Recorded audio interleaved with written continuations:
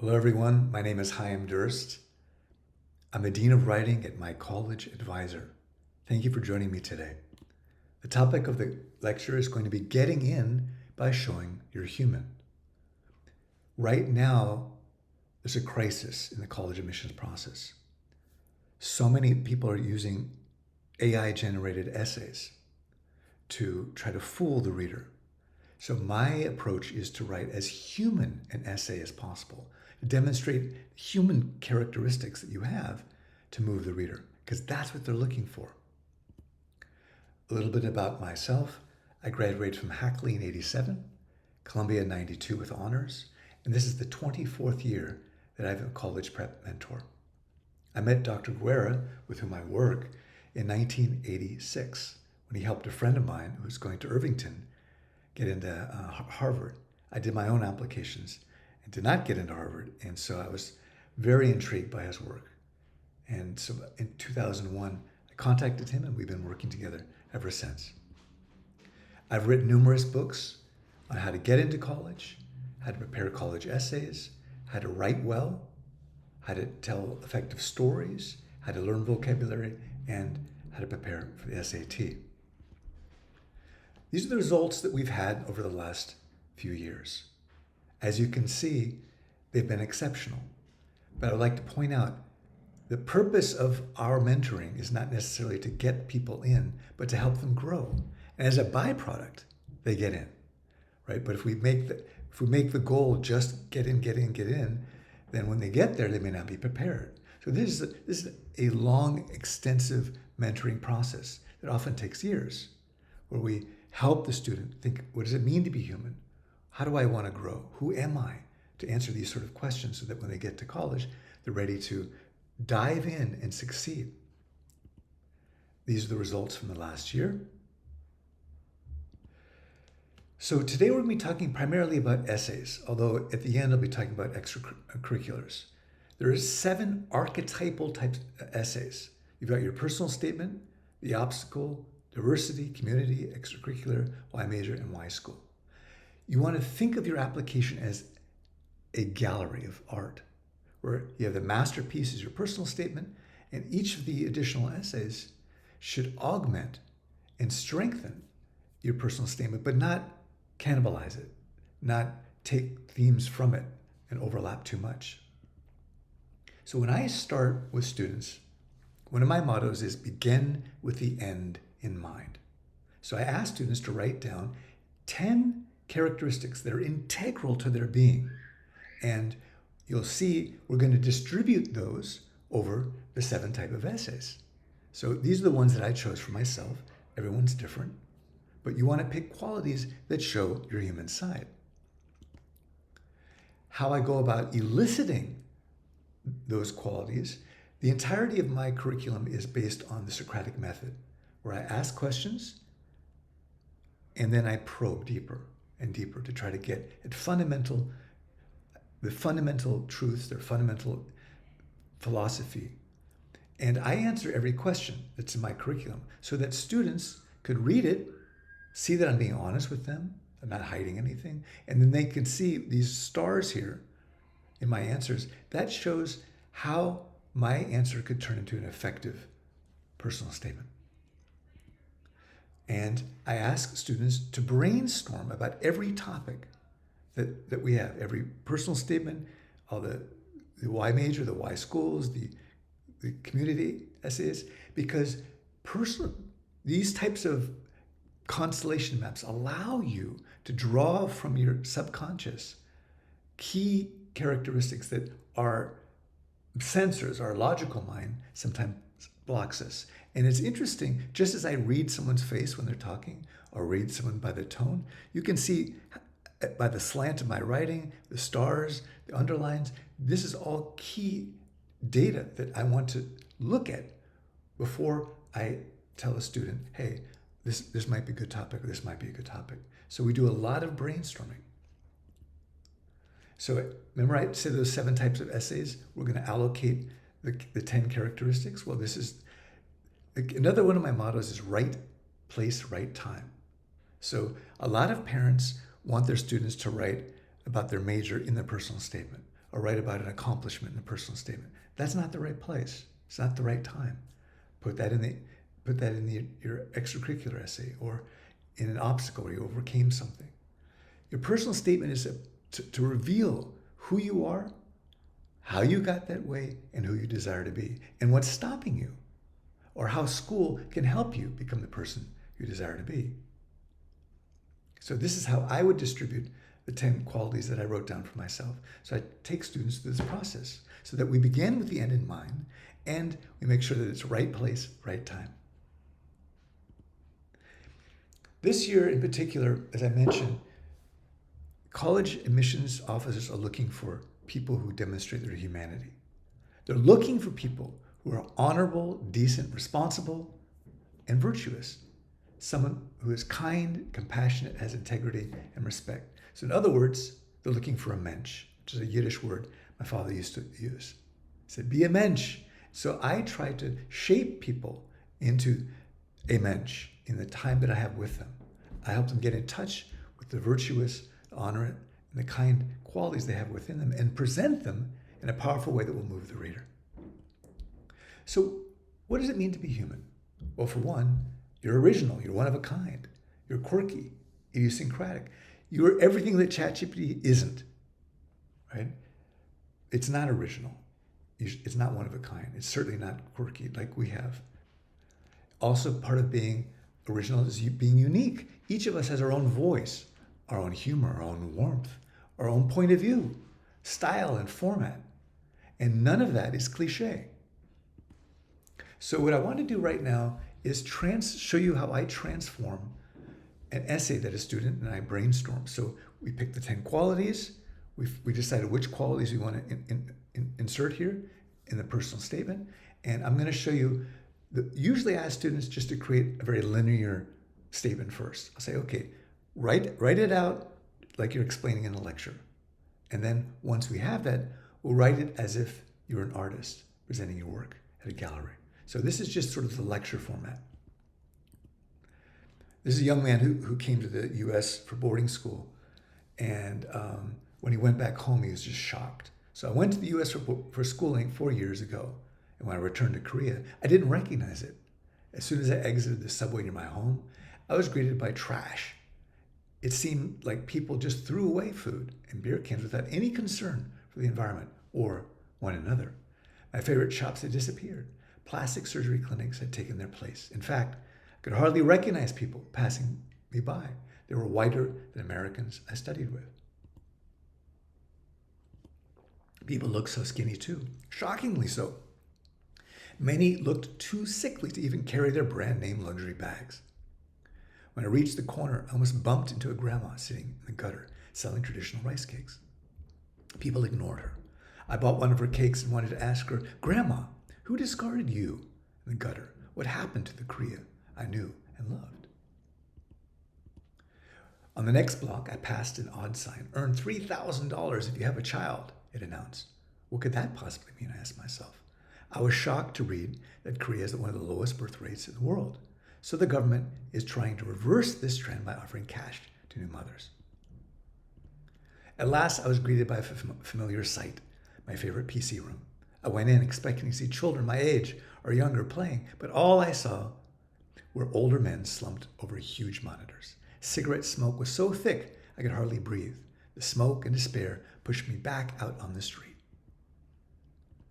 But I used despair as fuel. As long as I live, so will tradition. The trash, the smoke, the cold metal buildings inspire me to take back the soul of my nation, to embody the best of my culture and values. Grandma, hear my call. I will lift you and the nation out of the gutter, one rice cake at a time. Very beautiful, very powerful. It shows his qualities of loyalty, of tradition, of honor, responsibility, all these things that he wanted to convey. But it is not one of a kind. It's not particularly artistic or poetic because it's very linear. I asked the person to write in a linear way, and I was very happy with this draft. It's a bit cliche, going to school and coming back. The verbs you notice are all in the past tense. I saw, I went, I did. And it's very explanatory, right? It's not really doesn't really have a clear brand. Like a week from now, you might have difficulty identifying what the essay was about. Because all essays need to have a clear brand. Okay, so this is how I work with a student to rewrite it. The first thing that hits me when I exit the subway is the smell of half-eaten fries, beer cans, and greasy cheesesteak wrappers. Plastic surgery clinics line both sides of the street, like angry bridesmaids. Every face seems altered, sculpted, knifed. Look at the verbs in red: hits, exit, line. You'll notice the interplay of the prepositions me, I. You'll see in some sections they dance with each other, the prepositions. And of course, the adjectives, half-eaten, greasy, they're really powerful and emotive. We are whiter than Americans are now. Look at the pronouns as we go through this. We are more American than Americans are now. Starving women holding Gucci bags walk the streets like extras in a horror movie. Welcome to Seoul 2009. Where have you gone, tradition? Where have you gone, innocence? A grandma sits in the gutter. In front of her are piles of traditional rice cakes. They are dusty and stale. Who will champion the old Korea? What's left of it? So now you see these same themes emerge, but they're done in a more direct way, talking to you, and we. What are we going to do about this? I pass an agency that imports foreign women as wives for farmers. Few Korean women want to live in the countryside anymore. Life there is simply too hard. Government signs cling to polls offering $3,000 to any couple that has a child. Korea has the lowest birth rate in the world because women don't want to be bothered by marriage or family. And I can understand why. They've been treated badly for the last 5,000 years, and now is their chance to escape. I enter a PC room and log onto Final Fantasy XI. The room is packed. Cigarette smoke hangs like a storm cloud in the air, blocking out the light. We're the most wired nation in the world. Look at the pronouns here. They're dancing. I'm wired to you. You're wired to me. And we're all wired to self-destruct. Who's going to defuse this time bomb? And I say, knife your face. I'm happy with mine. Bleach your skin. I'm yellow and proud of it. Grandma, rise up out of the gutter and dance with me. I'll champion the old Korea, what's left of it. Empty the trash. Cut the wires. End the games. Be your own Final Fantasy. It's the same essay that you just read, but now this is a work of art. It's one of a kind. It's very poetic and artistic. It's not at all what ChatGPT could possibly write. You'll notice if you replay this, you can see the syntax varies. I go from very simple syntax, 3 words in a sentence, to much more convoluted syntax that has multiple semicolons. Is it likable? Yes. That's one of the key things I'll be introducing in a moment, of the 10 qualities you want to show in your essay. Likability is one of them. The reader roots for you. It has a very unique voice, and it has a clear branding. Final Fantasy. Okay. So not just with a personal statement, but in all of all the other 6 types of essays, you can show your unique, idiosyncratic qualities. Here's an example of a Y major essay in which the student infused their own poetry as they're describing why they love poetry, right? So this is an example of making a unique Y major essay. You can do unique Y school essays. I've had students do them in the form of a menu, right? You can imprint your heart, your mind on every one of the essays in the application. So this is the 10-point listeners test I use for the personal statement. Now remember, this is one of the 7. The others I'll be talking about in a bit. For your personal statement, you need to show vulnerability.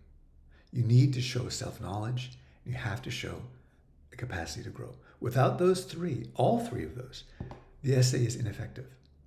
You need a balance, description, and personal philosophy.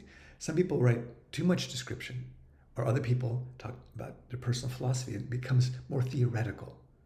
It has to be memorable. You have to show your character, your worldview, and your philosophy. And often the best way to do that is by discussing a problem, failure, or a challenge. You have to break cliches. You have to have a clear brand. And as I said, you have to convey likability. And likability is the same as relatability. If you can get the reader to relate to what you're saying and picture themselves in your shoes, then you win. And these are the things that repel the reader with regards to the personal statement. The first four relate to showing off. Many, many, many parents want their students to write about how good they are. But that's what most students are going to do. So if you want to stand out, don't write about how good you are. Save that for your why major, your why school essay. Personal statement is not the place for that. Therefore, no volunteer essays in the personal statement. Also, you want to show off by, some students want to show off how smart they are. I say leave that to the why school, why major essays. A personal statement is not a place to brag. Also, some people use very hard to follow and confusing syntax. That's confusing. As you notice, the essay that I just read is very simple. It's accessible. It's conversational because, check it out, you're having a conversation with the reader. It doesn't have to be overly complex. Another thing that repels people in their personal statement is that you're too negative. Some students want to blame or criticize the system, the parents, the world, but that's not the purpose of the statement. It's to show how you take responsibility for what's happening to you, not to blame others for what's happening to you. Also, it's not the place to talk about politics, religion, or mental health. And also, it's not meant to be a pity party, meaning we all suffer. People get injured, we have losses, but the reader is not so interested in the suffering itself, but how you grew from the suffering. If you're trying just to get people to have pity on you, it will backfire. Also, in the personal statement, the last two no-nos are if it's off topic, if you focus too much on others, or you describe an event, not yourself, because this is not a descriptive essay. It can have elements of descriptive writing, but fundamentally, this is a depiction of your inner world, your philosophy, your worldview, your outlook, your character, your humanity. Now let's shift and talk about the extracurriculars for a moment. So the goal of the entire admissions process, all 7 of those essays, and all 10 of your extracurricular descriptions, everything is intended to show the admissions office how well-rounded you are. And this is my new top 10 extracurricular list that Dr. Guerra and I push people to have these, and often this order. So over summers and other things, we're sending people to these sort of camps and helping them find research. Research, independent projects, internships, work, and teaching are the top 4 extracurriculars across the board. It is very difficult to get into your dream school without at least 1 or 2 of these, ideally 3 or 4. You need leadership. They're looking for leaders. They're not looking for followers. They're looking for people who take the initiative, people who can work well with others in team sports, and people who are skilled in math, science, and in music, art, dance, and writing. People who go to camps, people willing to invest in themselves. And last of all is volunteering. Most parents want the order to be flip-flopped. Talk about volunteering, talk about music, talk about art, talk about dancing or writing. Those are all cliche essays that will repulse the reader. I can't tell you how my heart sinks when I see a personal statement that's about volunteering. I just skip it because I know it will not work, and I urge them to find another topic. So this is an actual 10 list from a young man who got into Princeton. You'll notice that he has several jobs. He's an editor and he helps coach. So having duty, responsibility, accountability, reliability, those are the qualities that they want. He led some clubs. He's very good at writing, and he did research over the summer at Columbia. So looking at the 10 that I just pointed out, he's got 1 research, 1 independent, and 2 work. So of the top 4, he has 4 in that category. And leadership, he's got 2, team sports, he went to some camps, and he did some writing. There is no volunteering. Save that for another essay. This is someone who got into Berkeley. Now, this is the most balanced extracurricular list I have ever seen. He has 2 independent projects. He has 2 researches. He's got 2 works, 2 leaderships. I organize it this way so that you can see them blocked together. That's not how we put them in the common application. You want to space things out if they're in the same category. But look at the power of his initiative. He went out and did research. He went out and did work. He took responsibility in working in a restaurant and harvesting trees or tangerines. So look at the distribution here. In the top 4, he has 6. Never seen anyone like that. And he's got leadership, team sports. He does have 1 volunteering, but that's fine. It's in the context of leadership that he volunteers. And it's very organic. So this is the model extracurricular list. So again, the purpose of my lecture today is to convince you to help your child show that they're a mensch, that they're honorable, decent, responsible, virtuous people. Because that's what you want in your children. That's what I want in my mentees, and that's what the school wants in their students. So thank you for joining me today. I would like you to, I'd like to draw your attention to the support behind me. Iru is the outreach coordinator, and she can help answer any questions. I work through her, so if you want to ask me questions, go ahead and please give her a call. Thank you once again for joining me today. My name is Chaim Durst, and this has been a presentation of my college advisor. Oh, you saw a sneak preview of another essay, but I'll save that for another video. Thank you so much for joining me. Have a great day.